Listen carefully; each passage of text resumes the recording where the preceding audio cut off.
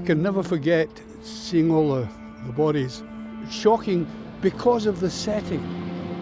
The little boy was dipped and he fell down. Of course, one after another, they all came down. Piled up and piled up. I said, get back everyone, you know, I kept telling them to get back, but it was no good. You've sent someone in a game, don't come back, and they're laying dead in a dressing room. My mind was everywhere. I was thinking about these poor people that had died going to a football game. I prayed, I said, please God, don't let me die.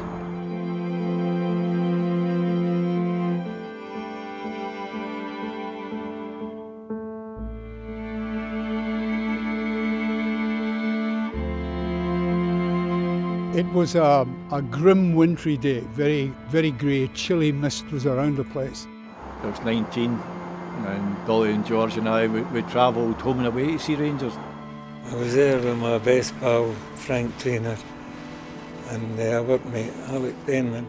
A huge crowd, must have been about 80,000 at the game that day, and we couldn't get into a normal place, so we took up our position, you know, halfway down the terrace. And I was 22, I think. Younger, I'd kind of broken through the team about season 69, 70. I'd just turned 17 2 months before that, so I was still a kid. I mean, the game itself was a typical Old Firm game. You know, kick and rush, you know, tackles every 30 seconds. It was a tight game. We scored late on. Collinstein equalised in about the last minute of the game. We didn't know what had happened when the final whistle went, so we went into the dressing room to get changed and head back to Celtic Park. We started to go up the terrace and towards stairway 13. But when we got to the top, there was too many people rushing about and that. we filtered our way up along the concourse, and you could feel, you know, this is quite tight. We were facing down, passageway 13, and you know, you knew yourself, this isn't right. We've gone in the dressing room. We can hear all the police cars and ambulances and fire brigade, all the different sounds. There was 2 or 3 of us sat in the bath for a while. And then I was left there on my own. And then John Gregg came out the physio's room. He says, you better get out just now and get yourself out the road. He says, there's been a terrible accident. And I went through to the dressing room and there was none of the lads in, they'd all gone. And in front of me were 4 black bags, about 6 foot long. And I looked at it, and then the next thing, an ambulanceman came in with another one. I went, what's going on? Oh, he says, oh son, this is not for you. You better get out. They didn't know who to go to first. There were so many of them. Then you looked out onto this brae here. It was littered with people moaning and people shouting for help. The air was getting squeezed out of me, and you're gasping for breath. I thought, you know, this is it. You know, I actually, at one stage, I prayed. I said, please God, don't let me die. When the railings must have burst, we all fell forward. That was when I could feel my leg getting broken. And the next thing I knew, a policeman was holding me up and saying, this one's still alive. And that was it.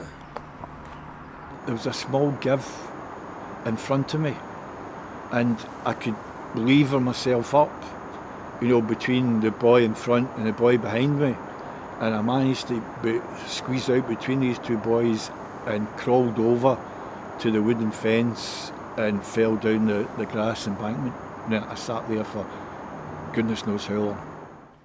I could see my leg was broken and there was a bit of white bone sticking through my socks. And I was helped into the ambulance. We were taken to Southern General.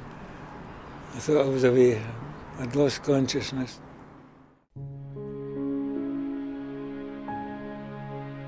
I came out the dressing room. I could see as I'm walking down the tunnel, all the lights are still on. I can see the ambulances coming on the track and there's police everywhere. I looked at the corner flag where stairway 13 was, and I can see all the bodies laid out on the corner flag.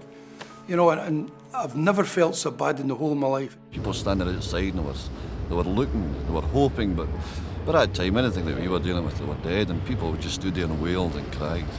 I never want to see it again. I can never forget seeing all the bodies.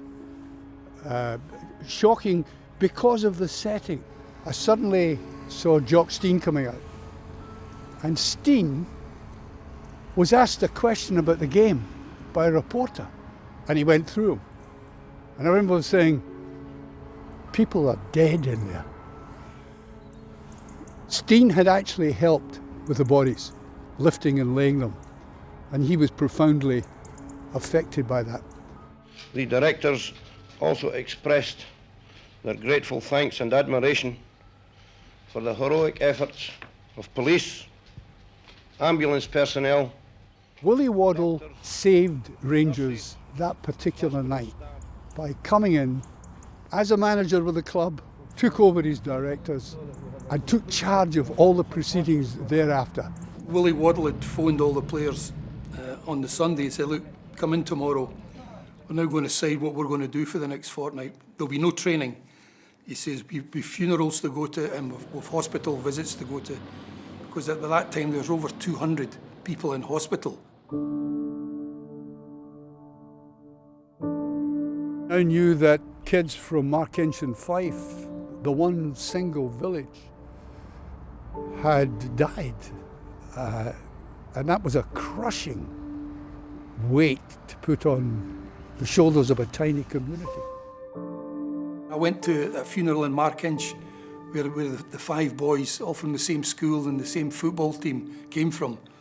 Wee village, maybe he's got 2,500, 3,000 people that lived there. It seemed like everybody was out in the street, every single person was out. And you're talking about boys that were only a couple of years younger than me. 5 young lads that are just looking forward to a really good day out, and not to come back is just absolutely horrendous.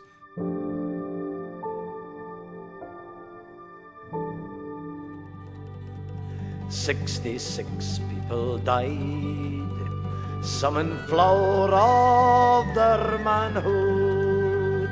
Rangers eventually redesigned their stadium. And that was Willie Waddle again. He decided, very soon after all that happened that, no, this is not good enough. It's not going to be safe. I'm going to make this safe. The only way forward was to modernise the stadium. That was a kind of redemptive act. And consequently, the modern Ibrox came as a result of that terrible tragedy. Their faces all tear-stained. Oh, it's so vivid. I'll never forget it. I was lucky to survive it. Oh, aye, definitely. It never leaves you. You realise how fortunate and lucky I was. You'd people going to a game and then their families are waiting on them to come back and they don't return. Here were guys who turned up because of the love of football, the love of one particular club. Dead. The news that would cause a whole nation